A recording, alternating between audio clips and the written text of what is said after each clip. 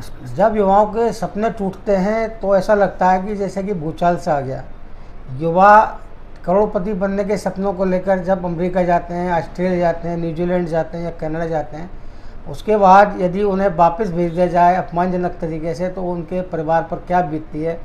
जो परिवार के लोग लाखों करोड़ रुपए का कर्ज लेकर उन बच्चों को विदेश भेजते हैं इस आशा के साथ कि वो डॉलर कमा के लाएंगे और डॉलर कमा के उनकी गरीबी दूर करेंगे, गांव का नाम करेंगे। लेकिन पिछले 1 साल में हालात ये हो गई कि अमेरिका और अन्य देशों से लगभग 500 से अधिक युवा डिपोर्ट होकर भारत वापस लौटा है। और इसके पीछे क्या कारण रहे, क्या सरकार की पॉलिसीज़ रही, क्या और पॉलिसीज़ बननी चाहिए, तो हमने इस मामले को लेकर गवर्नमेंट कॉलेज के एक्स प्रिंसिपल तथा केएडी इमिग्रेशन सर्विसेज के संचालक तथा अप्रूव्ड इमिग्रेशन अटॉर्नी से हमने बातचीत की, जिनका नाम डॉक्टर अरविंद कुमार जी है। अरविंद कुमार जी किसी परिचय के मोहताज नहीं है। उनको कनाडा की इमिग्रेशन सर्विसेज को लेकर विशेषज्ञता हासिल है और वो अन्य देशों के लिए भी काम कर रहे हैं, सलाह दे रहे हैं। तो आइए बात करते हैं डॉक्टर अरविंद जी से। अरविंद जी, आपका बहुत बहुत स्वागत है हमारे द करनाल मिरर के एक कार्यक्रम में। तो आप बताइए कि अमेरिका में जो विभिन्न देशों के बच्चे हैं, वो भारत के बच्चे, वो डिपोर्ट आखिरकार क्यों हो रहे हैं? क्या कारण है कि बच्चों को अपमानजनक तरीके से डिपोर्ट होकर वापस आना पड़ रहा है? धन्यवाद जैन साहब, आपने बहुत अच्छा प्रश्न किया। और आजकल हम देख रहे हैं यह एक चर्चा का विषय भी बना हुआ है कि अधिकतर युवा आजकल डिपोर्ट हो रहे हैं।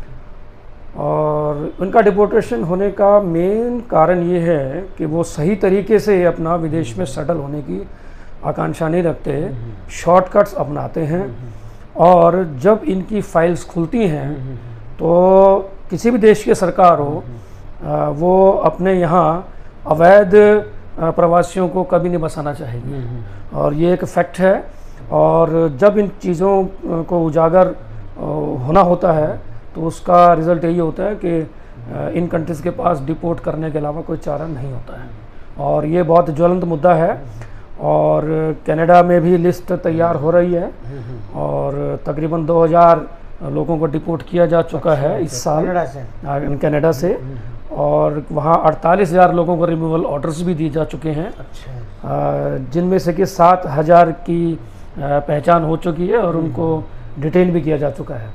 तो यही हाल अमेरिका का भी, तो आप देखिए बड़ा गंभीर विषय आगे आने वाले समय में और भी डिपोर्टेशंस होंगे।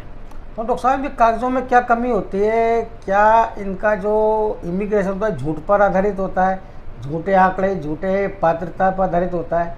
देखिए ऐसा है,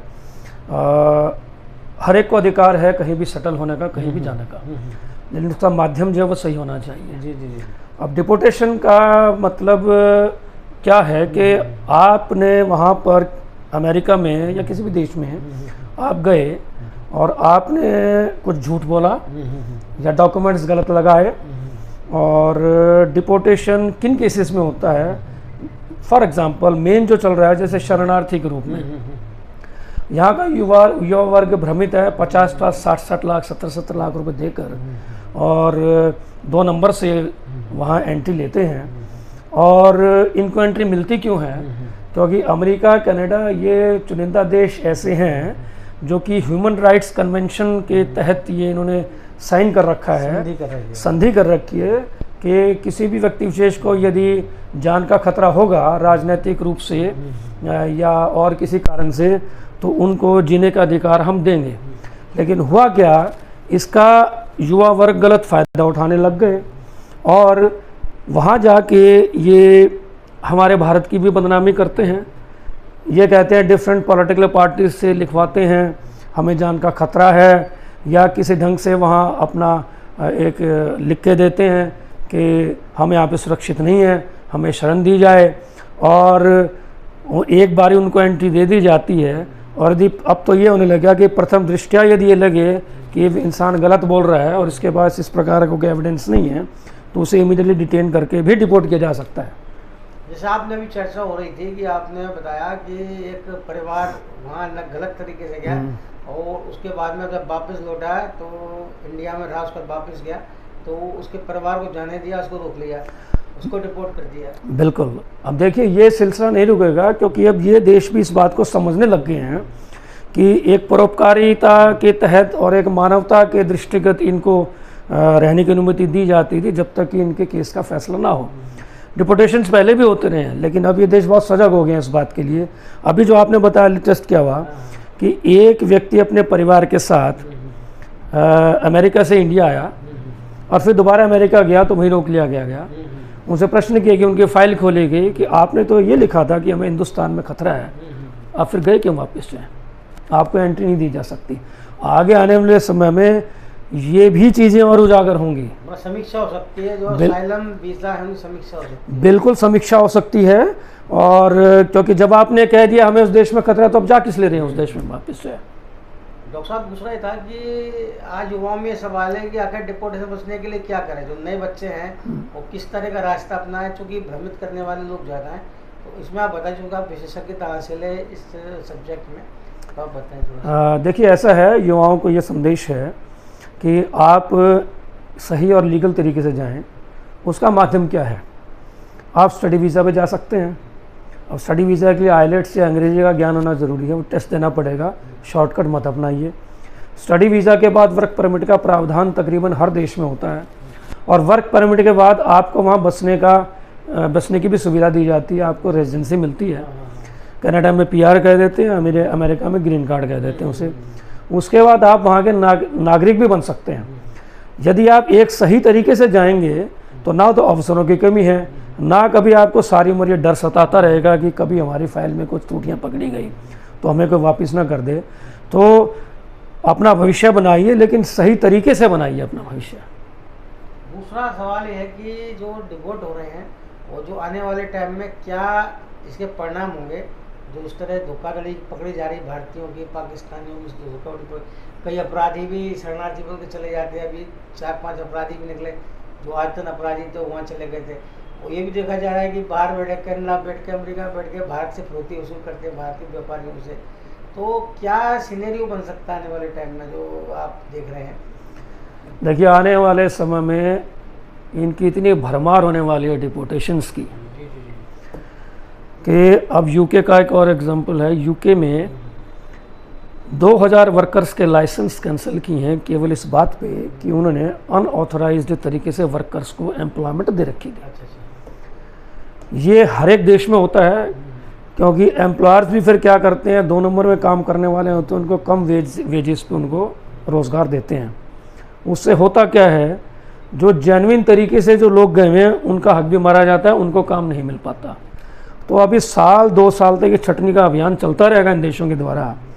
और दुर्भाग्य की बात यह है कि हम इसमें कुछ नहीं कर सकते, क्योंकि यदि हमारे घर में भी कोई दीवार कूद के आएगा तो हम सभी जानते हैं कि वो स्वागत, हम कोई हार मालाओं से तो उसका स्वागत करेंगे नहीं, उसको रास्ता दिखाया जाएगा।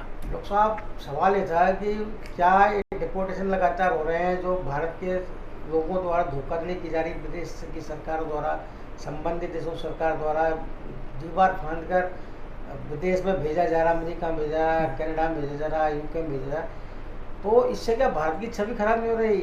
इसके लिए जो जिम्मेदार हैं, जो सामाजिक दल, सामाजिक पार्टी संगठन, राजनीतिक संगठन और भी संगठन, धार्मिक संगठन, जो झूठा प्रमाण पत्र बना के दे देते हैं कि इनकी जान खतरा है, इनकी पहचान खतरा है, क्या ऐसे लोग खिलाफ कार्रवाई नहीं होनी चाहिए? देखिए ये तो अब सरकार का काम है। नहीं, क्या होनी नहीं चाहिए? अपने जो भारत का नाम बदनाम कर रहे हैं वहाँ, मैं इसमें सबसे दोषी उनको मानता हूँ जो वहाँ जाते हैं। ज़िंदगी में कभी भी सक्सेस के लिए शॉर्टकट नहीं हुआ करता। जब आदमी, इसका मतलब जो आदमी 60 लाख रुपए देने को तैयार है, वो 60 लाख से कम पैसे में बहुत बढ़िया एजुकेशन ले सकता है। USA में, कनाडा में, यूके में, ऑस्ट्रेलिया में कहीं भी ले सकता है। और जो उसका करियर बनेगा वो बिल्कुल लाजवाब होगा और बिल्कुल इस डर से फ्री होगा कि भी उसे कहीं भी किसी भी प्रकार से उस देश में डरने की आवश्यकता नहीं है। दूसरा, आपने बात की एक्शन। देखो एक्शन तो ये तो सरकार को देखना है, लेकिन सबसे पहले युवाओं को जागरूक होना बहुत ज़रूरी है। और हम लोगों का भी प्रयास रहता है कि युवाओं को जागरूक किया जाए। अब जागरूकता कैसे हो, मैं इसमें कहना चाहूँगा कि जब आप कहीं भी जाते हैं किसी की फ़ाइल को, अपनी फ़ाइल को प्रोसेस करवाने के लिए, आप डॉक्टर के पास जाते हैं तो आप देखते हैं कि उसके पास मेडिकल काउंसिल ऑफ इंडिया का लाइसेंस है कि नहीं। ऐसे तो इलाज नहीं कराते किसी से। इसी प्रकार यदि आपने कहीं की भी फाइल लगवानी है, आपको कहीं जाने की ज़रूरत नहीं, संबंधित विदेश की सरकार की वेबसाइट पर अधिकृत वीज़ा सलाहकारों की सूची होती है, लॉयर्स की सूची होती है, उसमें उस एजेंट का नाम देखिए और यदि उस एजेंट का नाम उसमें है तभी आप उससे फाइल लगवाइए। यही एकमात्र तरीका है इन जालसाजी एजेंटों से बचने का और ये भ्रमित विज्ञापनों से अपना भ्रमित न होते हुए अपना करियर बिगाड़ने न दें। अगला सवाल ये था कि क्या जो डिपोर्टेशन होकर आ रहे हैं, डिपोर्ट होकर आ रहे हैं, क्या एक तरह से सहानुभूति बटोरने का प्रयास किया जा रहा है उनके लिए, क्या वो सहानुभूति के हकदार हैं? देखिए ऐसा है, जाना कोई नहीं चाहता, ये भी मजबूरी में जाते हैं, लेकिन जब भी व्यक्ति 50-60 लाख रुपए इकट्ठा कर सकता है तो क्या वो 50-60 लाख रुपए यहाँ बिजनेस ही कर सकता? नंबर एक। नंबर दो, यदि वो 50-60 लाख रुपया ऐसे ही फेंकने को तैयार है तो एजुकेशन और सीधे रास्ते पे जाते हुए क्यों नहीं खर्च करते वो 50-60 लाख, जिसमें कि डिपोर्टेशन नाम का दूर तक भी कोई नामो निशान नहीं है। सबसे बड़ी बात है कि 1 लाख करोड़ रुपए के आसपास जो इमिग्रेशन है, अवैध इमिग्रेशन, उसमें भारत का एजेंटों की जेब में जा रहा है, विदेशों में जा रहा है। विदेश क्या इससे मतलब विदेश भारत को नुकसान हो रहा है? क्या युवाओं को इसे रोकने की दिशा में कोई काम करना चाहिए? देखिए मैं तो इसमें कहूँगा सबसे पहले तो युवा वर्ग को जागृत होना चाहिए। प्रत्येक देश की सरकार अपने यहाँ इमिग्रेशन लॉ का कोर्स करते हुए, एग्ज़ाम लेते हुए सर्टिफाई करती है किसी भी व्यक्ति विशेष को वीज़ा एजेंट या वीज़ा सलाहकार बनने के लिए। जब भी आप किसी के पास भी जाते हैं सलाह लेने, ये सुनिश्चित करें कि उसके पास विदेशी सरकार का लाइसेंस है कि नहीं। भारत में विदेश मंत्रालय के द्वारा एजेंट्स को लाइसेंस दिया जाता है, लेकिन वो केवल कॉन्ट्रैक्चुअल लेबर फोर्स के लिए दिया जाता है।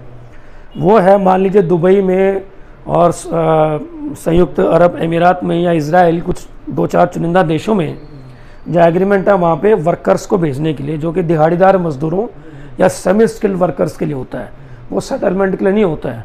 इन देशों में पीआर नहीं मिलती है। लेकिन लोग इस बात से भी अनभिज्ञ हैं कि वो इन एजेंटों के पास भी ये सोच कर जाते हैं कि ये उस विदेश की सरकार के द्वारा अधिकृत वीज़ा सलाहकार है, जबकि ऐसा वास्तव में नहीं होता है। जो युवा वहाँ जा रहा है वहाँ पढ़ने के लिए जाएगा, वर्क वीज़ा के लिए जाएगा, या पीआर लेने का इच्छुक होगा, या वहाँ की सिटीजनशिप लेना चाहेगा। इन सभी गतिविधियों के लिए वीज़ा सलाहकारों की नियुक्ति संबंधित विदेश की सरकार करती है, न कि हमारी सरकार करती है। अंतिम सवाल ये था कि आज भारत में कोई पॉलिसी नहीं, इमिग्रेशन पॉलिसी, क्या भारत में पॉलिसी बननी चाहिए युवाओं के हित में, हाँ या ना में? इस सवाल देखिए पॉलिसी तो यही बननी चाहिए, बाकी लाइसेंस देने का काम तो देखो विदेश की सरकार का होता है। नहीं, पॉलिसी होनी चाहिए ना? हाँ, यदि इस पॉलिसी बिल्कुल बननी चाहिए, और इस पॉलिसी में यदि ये प्रावधान कर दिया जाए कि केवल उन्हीं व्यक्ति विशेष एजेंट्स के पास जाएं जिनके पास संबंधित विदेश की सरकार लाइसेंस हो, तो हर देश की सरकार की रेगुलेटरी बॉडी होती है वीज़ा कंसल्टेंट की, इमिग्रेशन लॉयर्स की, और वो यदि गलत काम करते भी हैं तो उनका लाइसेंस इमीडिएटली कैंसिल हो सकता है। तो उनके वो जवाबदेही उनकी होती है। तो ऐसे कर दिया जाए तो मुझे नहीं पता कि हमारे देश का दुर्भाग्य है कि अभी तक इस प्रकार की पॉलिसी नहीं बनाई गई। आजान साहब का बहुत बहुत धन्यवाद, आपने इतनी बेहतर जानकारी दी युवाओं के हित में।